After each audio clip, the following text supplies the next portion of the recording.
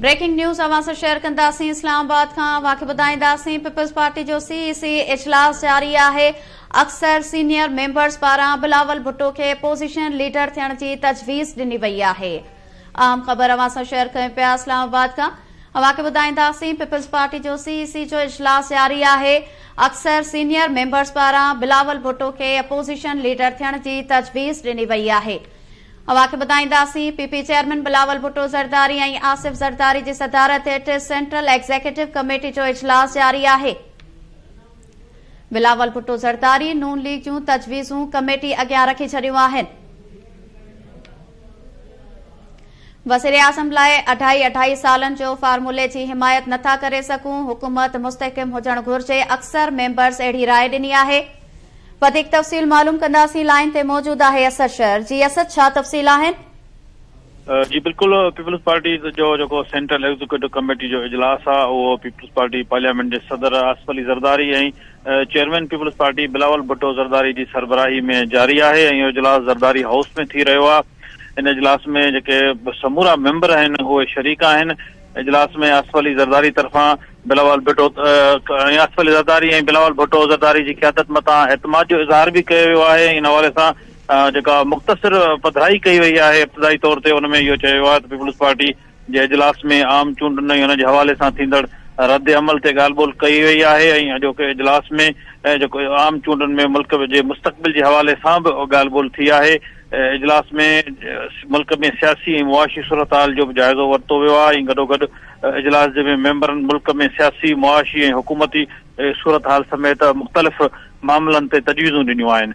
इन हवाले सां जेको असांखे ज़रियनि ॿुधायो आहे त इजलास में मुल्क जी मजमूई सूरत हाल सां गॾु जेको 2.5 साल जेको फार्मूलो हिकिड़ो पेश कयो वियो आहे उन जी केतिरनि ई मेंबरनि उन जी मुखालफ़त कई आहे ऐं बिलावल भुट्टो खे इहो तजवीज़ूं साम्हूं रखियूं आहिनि त इन खां बहितर आहे त पार्टी खे बचाइण जे लाइ या पार्टी खे ॿियनि सूबनि में बहितर कारकर्दगी ॾेखारण जे लाइ जेकॾहिं अपोज़िशन में बि वेहणो पवे त अपोज़िशन में वेहिजे या फ़िलहाल हुकूमत जी हिमायत जेकॾहिं कजे त हुकूमत में वज़ारतूं न वठिजनि ऐं सिर्फ़ु वज़ीर आज़म जी चूंड में हिसो वठी ऐं उन बाक़ी कमु कजे ऐं ॿिया उहिदा ऐवान सदर जेको हिन वक़्तु ख़ाली थियण वारो आहे उन में उन जी सीट हिननि खां वरिती वञे, उहे नाला वरिता वञनि जॾहिं त हुकूमत में शामिल न थियो वञे। हिन वक़्तु इजलास आख़िरी मरहले में आहे ऐं ज़रियनि जो चवणु आहे त 9:30 ऐं 10:15 वॻे धारा हिन इजलास बाबति बाज़ाब्ता तौर ते ब्रीफिंग ॾिनी वेंदी। जी अच्छा असद, इहो ॿुधाइजो इजलास बाद पीपी अॻवाननि पारां प्रेस कॉन्फ्रेंस करे आगाही ॾिनी वेंदी? जी बिल्कुल। बाज़ाब्ता तौर ते आगाह न कयो आहे पर जेके ज़रिया आहिनि उहे ॿुधाइनि था त बाज़ाब्ता तौर ते मीडिया बि उते मौजूदु आहे ज़रदारी हाउस ॿाहिरां ऐं जेके फ़ैसिला थींदा उन मुतालिक़ मीडिया खे आगाह कयो वेंदो ऐं इजलास हिकु खां ॾींहुं वधीक बि जारी रही सघिजे थो ऐं फ़िलहाल जेके ज़रियनि में चवणु आहे त मशावरत कई वई आहे ऐं बाद में जेके मंज़ूरियूं वरितियूं वेंदियूं उन समूरनि मंज़ूरियुनि बाबति मीडिया खे बाज़ाब्ता तौर ते पधराई करे ॿुधायो वेंदो ऐं प्रेस कॉन्फ्रेंस बि कई वेंदी। जी ठीकु आहे, वॾी महिरबानी। नासिन इस्लामाबाद खां असद शहर तफ़सील ॾिना आहिनि। अवांखे ॿुधायूं पिया त पीपल्स पार्टी जो सीईसी जो इजलास जारी आहे। अक्सर सीनियर मेंबर्स पारां बिलावल भुट्टो ज़रदारी खे अपोज़िशन लीडर थियण जी तजवीज़ ॾिनी वई आहे। पीपी चेयरमैन बिलावल भुट्टो ज़रदारी ऐं आसिफ ज़रदारी जी सदारत हेठि सेंट्रल एग्ज़ीक्यूटिव कमेटी जो इजलास जारी आहे। अवांखे ॿुधायूं पिया त बिलावल भुट्टो ज़रदारी नून लीग जूं तजवीज़ूं कमेटी अॻियां रखी छॾियूं आहिनि। अक्सर मेंबर्स राय ॾिनी आहे त वज़ीर आज़म लाइ 2.5 सालनि जो फार्मूले जी हिमायत नथा करे सघूं। हुकूमत मुस्तहकम हुजणु घुर्जे। अवांखे ॿुधाईंदासीं त कमेटी जे अक्सर सीनियर अॻवाननि तजवीज़ ॾिनी आहे बिलावल भुट्टो खे लीडर ऑफ अपोज़िशन बणजणु घुर्जे। इस्लामाबाद खां ख़बर अवां ताईं पहुचायूं पिया। पीपल्स पार्टी जो सीईसी जो इजलास थियो आहे जंहिंमें अक्सर सीनियर मेंबर्स पारां बिलावल भुट्टो खे अपोज़िशन लीडर थियण जी तजवीज़ ॾिनी वई आहे। पीपी चेयरमैन बिलावल भुट्टो ज़रदारी ऐं आसिफ ज़रदारी जी सदारत हेठि सेंट्रल एग्ज़ीक्यूटिव कमेटी जो इजलास जारी आहे।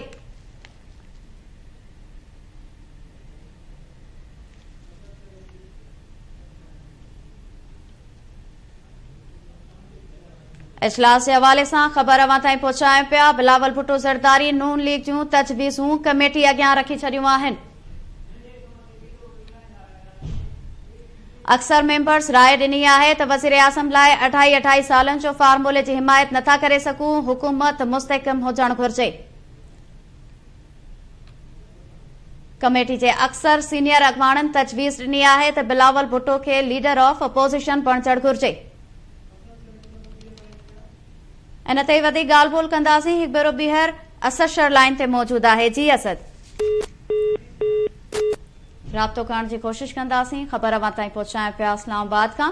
अवां खे ॿुधाईंदासीं पीपल्स पार्टी जो सीईसी इजलास थियो आहे, जंहिंमें अक्सर सीनियर मेंबर्स पारां बिलावल भुट्टो खे अपोज़िशन लीडर थियण जी तजवीज़ ॾिनी वई आहे। पीपी चेयरमैन बिलावल भुट्टो ज़रदारी ऐं आसिफ ज़रदारी जी सदारत हेठि सेंट्रल एग्ज़ीक्यूटिव कमेटी जो इजलास जारी आहे।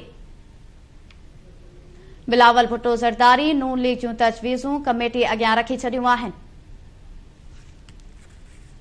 अवां खे ॿुधाईंदासीं त अक्सर सीनियर अॻवाननि तजवीज़ ॾिनी आहे त वज़ीर आज़म लाइ 28 सालनि जो फार्मूले जी हिमायत नथा करे सघूं, हुकूमत मुस्तहकम हुजणु घुर्जे। बिलावल भुट्टो खे लीडर ऑफ अपोज़िशन बणजणु घुर्जे। अहम ख़बर अवां सां शेयर कयूं पिया इस्लामाबाद खां। पीपल्स पार्टी जे सीईसी इजलास जारी आहे। अक्सर सीनियर मेंबर्स पारां बिलावल भुट्टो खे अपोज़िशन लीडर थियण जी तजवीज़ ॾिनी वई आहे। पीपी चेयरमैन बिलावल भुट्टो ज़रदारी ऐं आसिफ ज़रदारी जी सदारत हेठि सेंट्रल एग्ज़ीक्यूटिव कमेटी जो इजलास जारी आहे। बिलावल भुट्टो ज़रदारी नून लीग जूं तजवीज़ूं कमेटी अॻियां रखी छॾियूं आहिनि। अक्सर मेंबर्स राय ॾिनी आहे त वज़ीर आज़म लाइ 28 सालनि जो फार्मूले जी हिमायत नथा करे सघूं, हुकूमत मुस्तहकम हुजणु घुर्जे। अॻवाननि जो चवणु आहे त बिलावल भुट्टो खे लीडर ऑफ अपोज़िशन बणजणु घुर्जे। अहम ख़बर अवां सां शेयर कयूं पिया इस्लामाबाद खां। अवां खे ॿुधाईंदासीं पीपल्स पार्टी जो सीईसी इजलास जारी आहे। अक्सर सीनियर मेंबर्स पारां बिलावल भुट्टो खे अपोज़िशन लीडर थियण जी तजवीज़ ॾिनी आहे।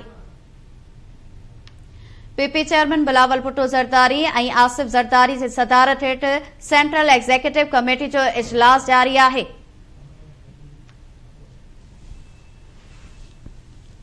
पीपल्स पार्टी जो सीईसी जो इजलास जारी आहे। अक्सर सीनियर मेंबर्स पारां बिलावल भुट्टो खे अपोज़िशन लीडर थियण जी तजवीज़ ॾिनी आहे। अहम ख़बर अवां सां शेयर कयूं पिया। अवां खे ॿुधाईंदासीं पीपी चेयरमैन बिलावल भुट्टो ज़रदारी ऐं आसिफ ज़रदारी जी सदारत हेठि सेंट्रल एग्ज़ीक्यूटिव कमेटी जो इजलास जारी आहे।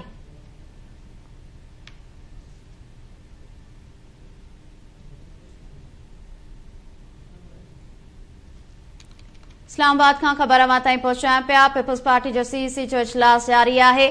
अक्सर सीनियर मेंबर्स पारां बिलावल भुट्टो खे अपोज़िशन लीडर थियण जी तजवीज़ ॾिनी आहे।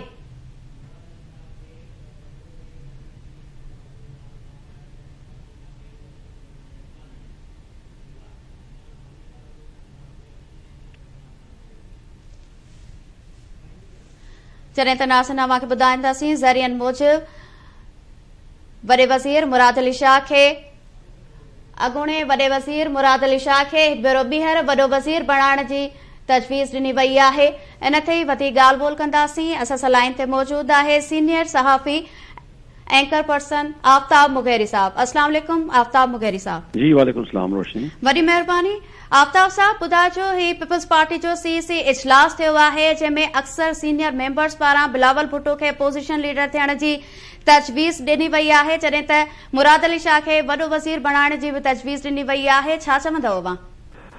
जी रोशनी, तय आहे त इहा वॾी अहम ख़बर आहे जेके KTN जे नाज़रीन जेके ॾिसनि पिया। असांजे ज़राए जे मुताबिक़ वॾी अहम ख़बर आहे त सिंध जे अॻूणो वॾो वज़ीर सईद मुराद अली शाह खे हिकु भेरो ॿीहर सिंध जे वॾे वज़ीर जो जेको मनसब आहे उन ते फ़ैसिलो ज़राए मूजिबि करे चुका आहे। पाकिस्तान पीपल्स पार्टी जी क़यादत करे चुकी आहे त उनखे वरी हिकु भेरो ॿीहर सिंध जो वॾे वज़ीर जी ज़िम्मेदारी सौंपी वञे।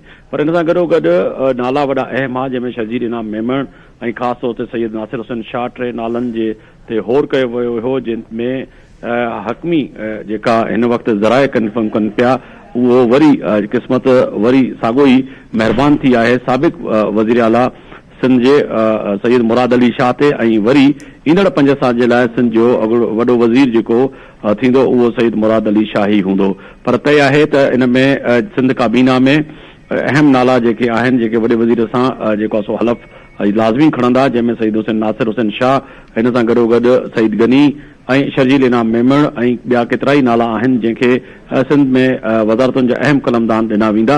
पर हिन वक़्तु KTN जी स्क्रीन ते जेके बि माण्हू ॾिसनि पिया उनखे ॾिसींदा हलूं त असांजे ज़राए जे मुताबिक़ सिंध जी वॾी वज़ारत जेका आहे, जेको सिंध जो वॾो वज़ीर आहे, उहो सईद मुराद अली शाह ई थींदो।